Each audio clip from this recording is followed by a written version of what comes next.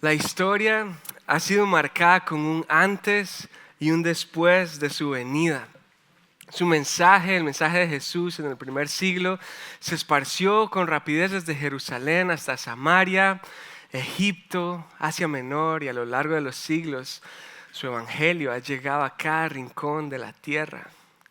A Europa, África, Asia, a América, a cada isla remota del Pacífico, a cada tribu que está en lo más profundo de la montaña. Su gente, su iglesia ha enfrentado guerras, pandemias, persecución, corrupción interna y externa, y aún se mantiene firme hoy en día. Y mi pregunta es, ¿sería todo eso posible si Cristo no hubiese resucitado?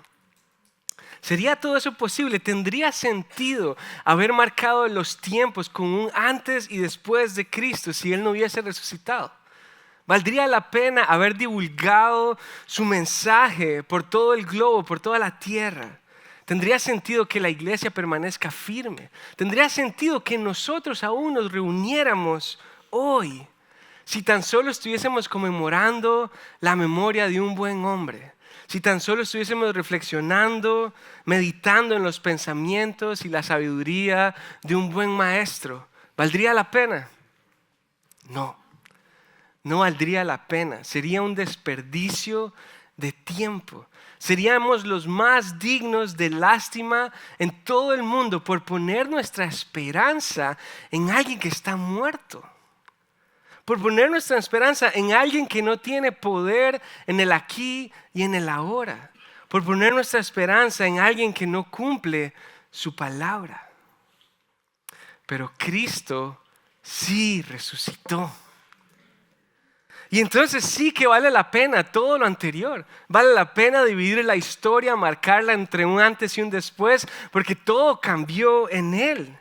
Claro que vale la pena compartir su evangelio para que otros puedan conocer a ese Rey vivo. Claro que vale la pena todo lo que hacemos como iglesia y aún reunirnos hoy porque estamos adorando a aquel al que venció la muerte.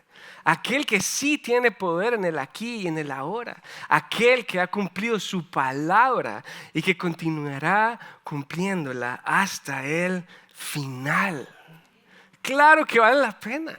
Iglesia, puedes decir conmigo, gracias Cristo.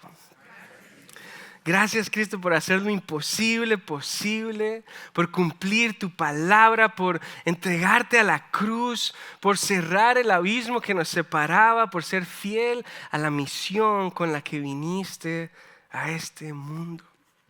Y el viernes pasado, tan solo unos días atrás, estamos celebrando el Viernes Santo, estudiando este hermoso y maravilloso pasaje que encontramos en el Antiguo Testamento, en Isaías 53. Y digo maravilloso porque este pasaje contiene una gran belleza poética. Digo maravilloso porque tiene imágenes e ilustraciones cautivadoras, pero maravilloso también por lo que anuncia. Este pasaje anuncia la venida del Mesías, el Salvador que el pueblo de Israel estaba anhelando con ansias. Un pasaje maravilloso porque anuncia que este Mesías que ellos estaban esperando iba a ser un siervo sufriente, iba a ser sacrificado. Y un pasaje maravilloso porque todo esto lo anuncia 700 años antes de que Cristo venga al mundo.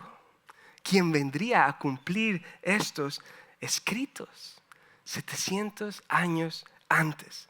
Estudiamos el versículo del 1 al 9 donde se nos presenta a este Mesías rechazado, porque no es lo que esperaba el pueblo de Israel. No solo es rechazado, sino que es sacrificado en nuestro lugar. Es un sacrificio sustitutorio, toma nuestro lugar.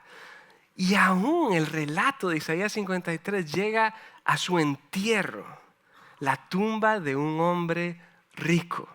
Y si usted ha leído los evangelios, se dará cuenta, Mateo 27, nos cuenta la historia de José de Arimatea, un hombre rico que toma el cuerpo de Jesús y lo lleva a sepultar en la tumba que él mismo talló para él.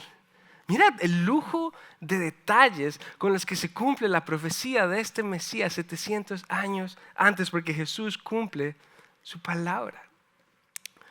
Pero los últimos 3 versículos de ese capítulo de Isaías 53, que son los que vamos a estudiar hoy, no solo nos relatan su rechazo, su sacrificio, su sepultura, sino que nos relatan su triunfo divino.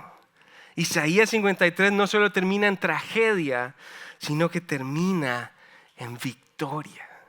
Y quiero que me acompañe al versículo 10 de ese capítulo de Isaías 53.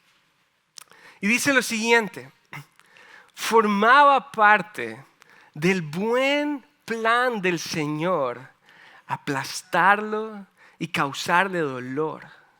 Sin embargo, cuando su vida sea entregada en ofrenda por el pecado, tendrá muchos descendientes, disfrutará de una larga vida y en sus manos el buen plan del Señor prosperará.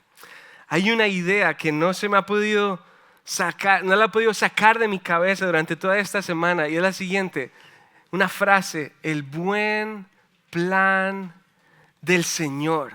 El buen plan del Señor. Y pensemos un poco en esto. ¿Cómo es posible que forme parte del buen plan del Señor aplastar y causarle dolor a Jesús? ¿Cómo puede ser posible que sea parte del buen plan del Señor aplastar y causarle dolor a Jesús? Además, yo me pregunto, ¿por qué este plan es bueno? Puede formar parte de un plan, pero ¿quién determina o define que este plan sea bueno? ¿Y qué dicen las Escrituras? ¿Que es el buen plan de quién? Del Señor. ¿Qué quiere decir esto? Que el Señor, Dios mismo, determina que sí, es un buen plan. Ni Isaías, ni el pueblo de Israel, ni nosotros, ni usted, ni yo, nadie. Solamente Dios determina que es un plan bueno. Y la clave para entender esto es comprender que forma parte del plan que Jesús sea aplastado y que experimente dolor, pero ese no es el plan completo. Esa no es la totalidad del plan. Hay algo más. Hay una finalidad en mente, hay un objetivo, hay una meta por la cual vale la pena que Jesús sea aplastado.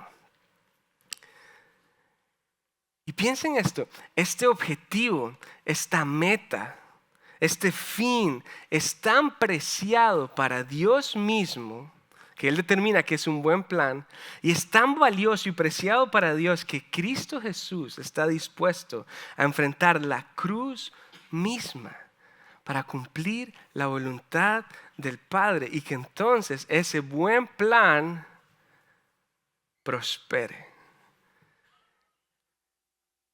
La meta, el objetivo de este buen plan es tan preciado para Dios que Cristo está dispuesto a enfrentar la muerte para que el buen plan del Señor prospere. Y muchos de nosotros estamos dispuestos a realizar pequeños sacrificios aquí y allá para lograr un bien mayor. Muchos están dispuestos a trabajar horas extras o a ahorrar un poquito para acá, por allá, para una gran compra, para una casa, para un viaje. Muchos otros están dispuestos a recortar calorías y hacer ejercicio para una meta, mejorar la salud o para la boda, ¿sí? Pero aunque el principio es el mismo, sacrificar para algo más valioso, a la vez, aquí no nos está hablando de que Cristo estuvo dispuesto a sacrificarse un poquito para incomodarse parcialmente. No nos dice que Él restringió parte de sus derechos para contribuir a este buen plan del Señor. No sacrificó un poquito, no estuvo dispuesto a entregar un poquito, sino que Él mismo, la totalidad de su ser, iba a ser entregado como sacrificio para cumplir el buen plan del Señor, para que el plan del Señor prospere. Entonces la pregunta es, ¿qué tipo de objetivo o meta cautivó la mente del Señor Jesús para motivar tal entrega? ¿Cuál es el fin? ¿Cuál es el objetivo de este buen plan del Señor que hace que valga la pena que Cristo enfrente la muerte? Y para dimensionar nosotros cuál es ese plan final, cuál es esa finalidad, es importante que nosotros subrayemos y nos detengamos y aún celebremos sin embargo. Forma parte del buen plan, causarle dolor. Sin embargo, continúa el plan. Cuando su vida sea entregada en ofrenda por el pecado, otras versiones dicen su vida sea entregada como expiación por los pecados, entonces tendrá descendientes y tendrá una larga vida. Es decir, que es necesario que Jesús sea aplastado para cumplir el buen plan del Señor, que requiere la muerte de Cristo para la expiación de los pecados. ¿Y qué es esta idea de expiación de pecados? Para cubrir, para perdonar, para eliminar el pecado y que así los pecadores seamos reconciliados con Dios. Y esta idea de una ofrenda por el pecado es un lenguaje sumamente conocido para el pueblo de Israel. Ellos estaban acostumbrados a adorar en el templo por medio de sacrificios animales. Dios había provisto un sistema sacrificial para limpiar los pecados del pueblo temporalmente. ¿Se acuerdan la historia del Éxodo? El tabernáculo, todas las reglas de ceremonia para cubrir, expiar los pecados temporalmente. Entonces este lenguaje de una ofrenda por los pecados no es un tema nuevo. Más bien Isaías está hablando, está tocando algo que está sumamente arraigado en la mente de los israelitas. Pero al tocar un tema que es familiar para ellos, a la vez les está dando una implicación muy fuerte.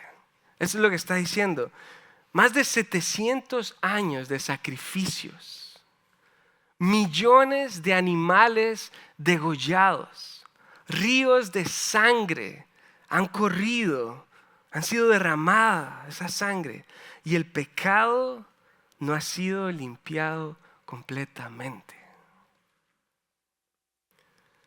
El pecado no ha sido limpiado completamente. Y a diferencia de los sacrificios habituales animales que ellos estaban acostumbrados a realizar, este texto no nos describe un sacrificio animal, sino que nos describe la vida de un hombre, la vida de un siervo, aquel a quien Juan el Bautista al ver exclamó: miren, el Cordero de Dios que quita el pecado del mundo. ¿Qué quiere decir esto? Que no es el sacrificio de un animal obligado, sin escapatoria, a ser sacrificado. No nos habla que van a tomar a la fuerza a alguien, sino que nos habla de una entrega. Y ya parece que voy a subrayar todas las palabras en este versículo. Nos habla de una entrega. Cristo mismo, nadie lo tuvo que atrapar, nadie lo tuvo que convencer, nadie lo tuvo que forzar.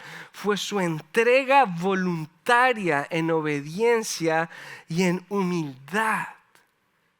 Ahora pensemos en este momento.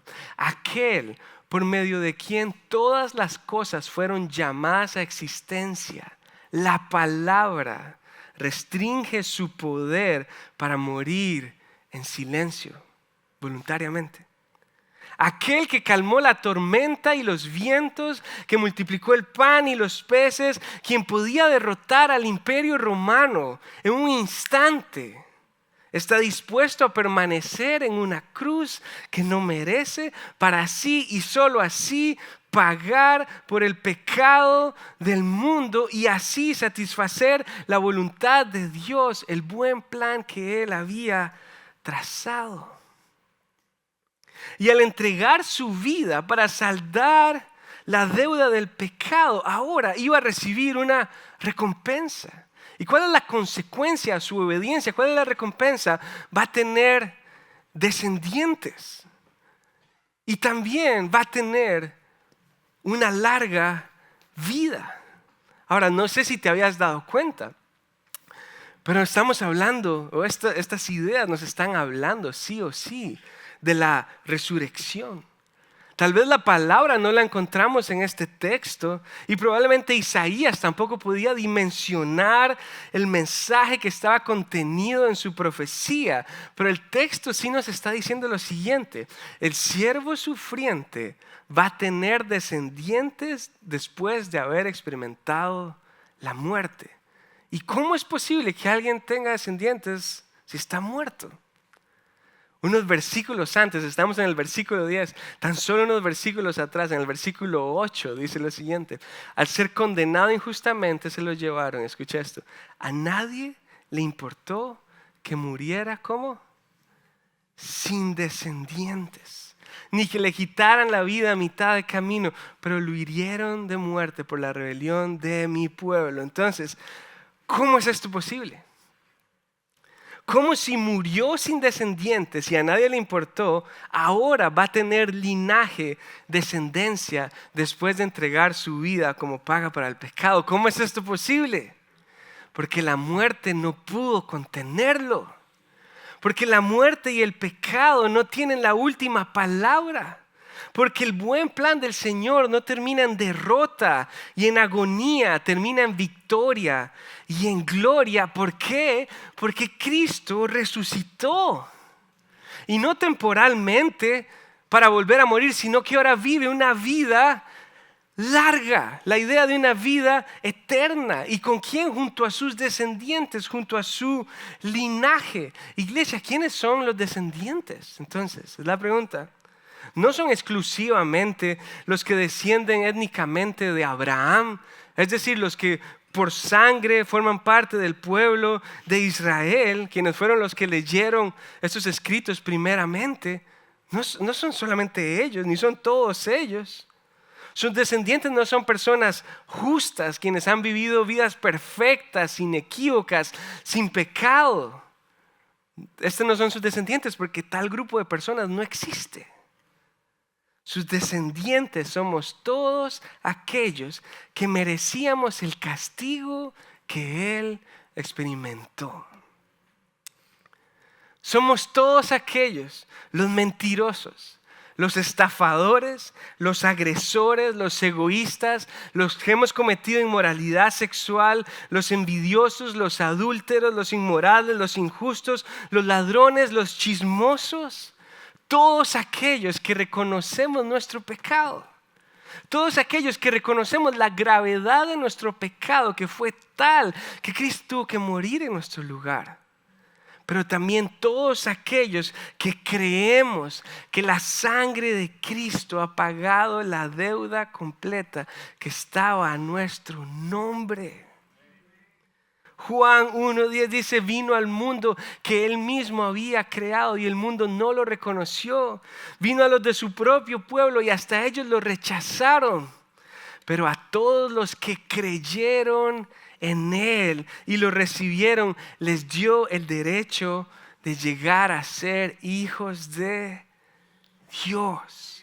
Nosotros somos los descendientes, los que creemos, los que hemos puesto nuestra fe en su sacrificio, en su obra, en la expiación de pecados que encontramos en el derramamiento de la sangre del Cordero de Dios. Porque formaba parte del buen plan de Dios que Cristo muriera en esa cruz para que su sacrificio pagara por nuestros pecados. Pero ese no es el final de la historia.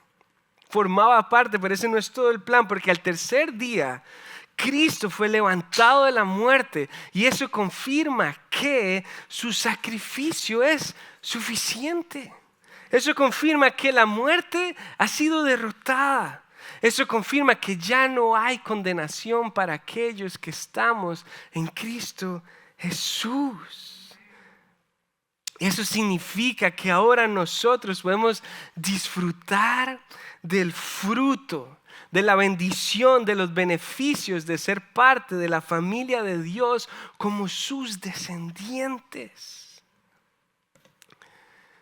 ¿Y sabes qué significa todo esto? No debemos movernos tan rápido. Esta idea nos revela lo siguiente. Era y es parte del deseo más profundo de Dios que estuviéramos cerca de Él. Era y es parte de su deseo más profundo que estuviésemos cerca de Él. Y es por esa razón que Cristo hizo todo lo necesario para derribar la muralla que nos separaba. Para cerrar la brecha, el abismo que nos separaba, para abrir un camino donde no había un camino. Y de esto habla el versículo 11, mira lo que dice. cuando vea todo lo que se logró mediante su angustia, quedará satisfecho. Y a causa de lo que sufrió mi siervo justo, hará posible que muchos sean contados entre los justos, porque Él cargará con todos los pecados de ellos. Y esta imagen también ha cautivado mi mente. La idea de ver a Cristo satisfecho. Satisfecho al ver el logro, otras versiones dicen el fruto de su angustia, de su aflicción, al ver lo que ahora es posible por medio de su obediencia. ¿Qué es lo que es posible? Que ahora muchos sean contados como justos, no por nuestra justicia, sino porque Él es justo. Y como pequeño paréntesis, te recuerdo una vez más, esto fue escrito unos 700 años antes de Cristo. ¿Y por qué te quiero recordar esto nuevamente? Por lo siguiente, Jesús en su niñez, en su juventud, probablemente leyó esta y muchas profecías más que anunciaban a ese siervo sufriente como parte de su formación hebrea. Y yo quiero que hagas esto. Imagínate a Jesús leyendo estos escritos y asimilando con cada palabra la angustia y el sufrimiento que le esperaba. Asimilando con cada palabra el dolor que iba a ser puesto sobre sus hombros. Imagina a Jesús celebrando la Pascua todos los años, siendo recordado de que Él vino a ser el Cordero de Dios que iba a ser sacrificado para expiar los pecados del mundo. Imagínate Él celebrando eso todos los años, recordando su destino. Pero a la vez, imagina a Jesús no solo asimilando la angustia y el sufrimiento, sino también viendo más allá. Imagina a Jesús emocionándose y alegrándose al visualizar la recompensa que cosecharía después del sufrimiento. Piensa en Jesús apuntando su mirada al gozo y la satisfacción que vendría al cumplir el buen plan del Señor. Emocionándose al fijar su mirada en la satisfacción que encontraría al perdonar los pecados de muchos, al rescatar al perdido, al sanar al herido. ¿Y sabes qué? Al Jesús emocionarse por el futuro, la gloria que le esperaba, Él pensó en ti. Él pensó en mí.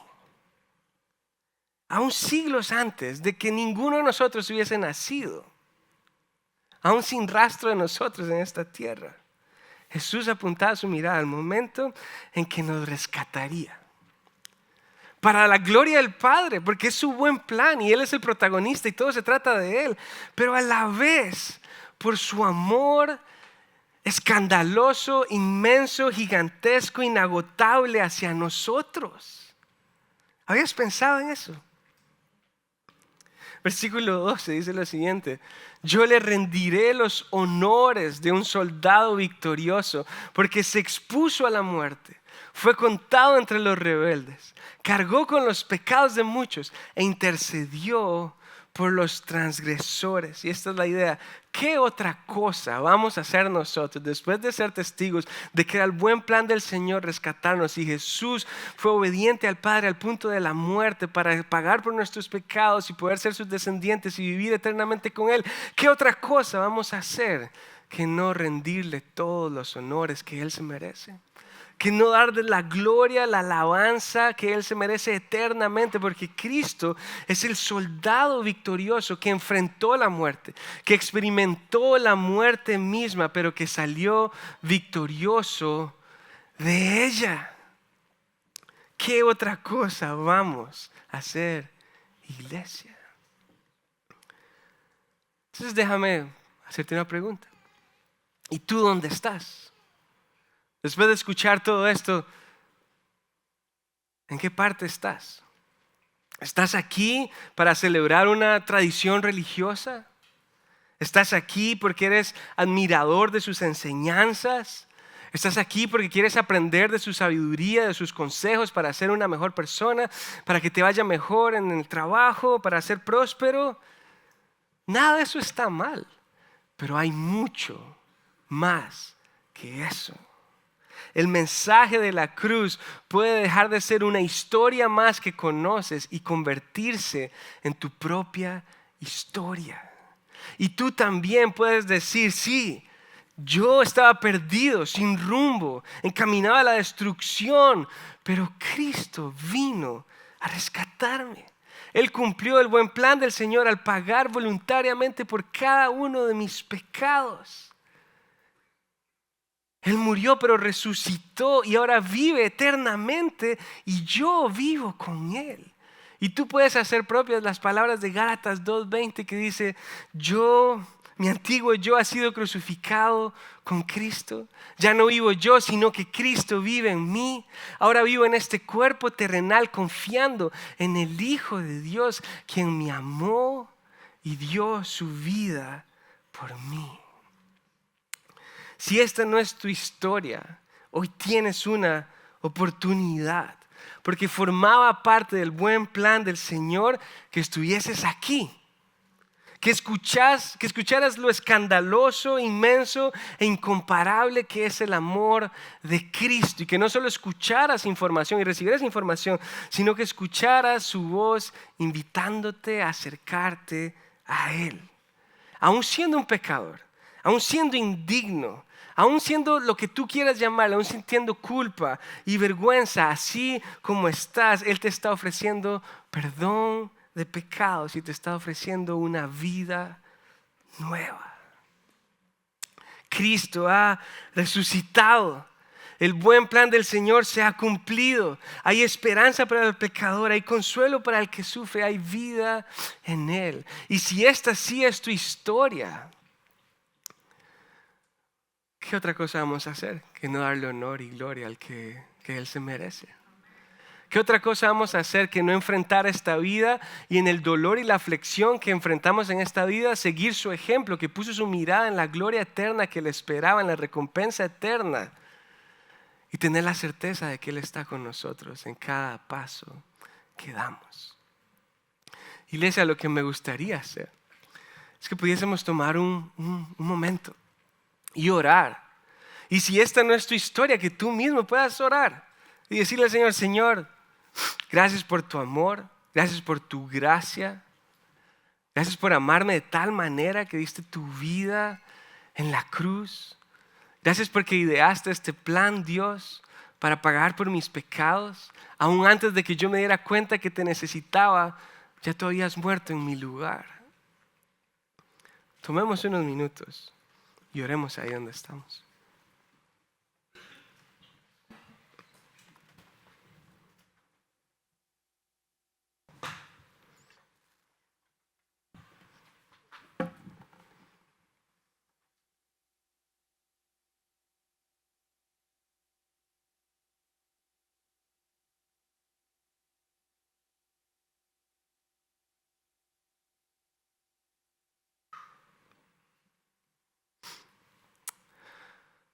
Jesús, te damos gracias.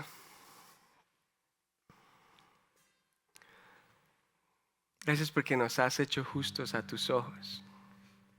No por nuestros méritos, porque no tenemos ningunos, pero por tu sangre derramada en esa cruz.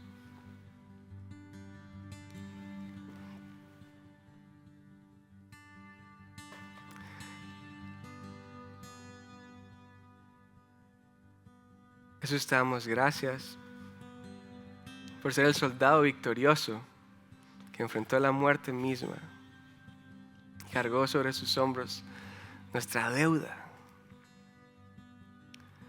Pero gracias también porque esta historia no termina ahí, sino que has vencido la muerte.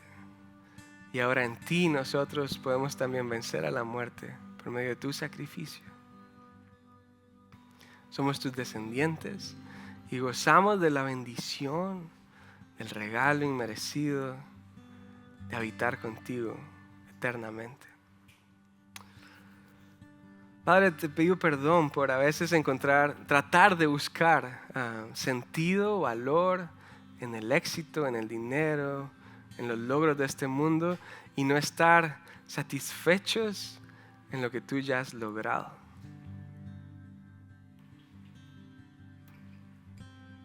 En ti ya somos completos, en ti ya somos justos, en ti ya somos amados. No necesitamos nada más, solo te necesitamos a ti. Padre, y te pido por todos aquellos que no han disfrutado de la dulzura de tu gracia. Padre, te pido que ellos puedan acercarse a ti, escuchar tu voz y rendir todo lo que son a tus pies. Gracias por abrir un camino donde no habría un camino. Gracias por derribar las murallas de nuestra iniquidad. Te honramos, nuestro soldado victorioso, nuestro Rey eterno, quien vive y reina por los siglos de los siglos.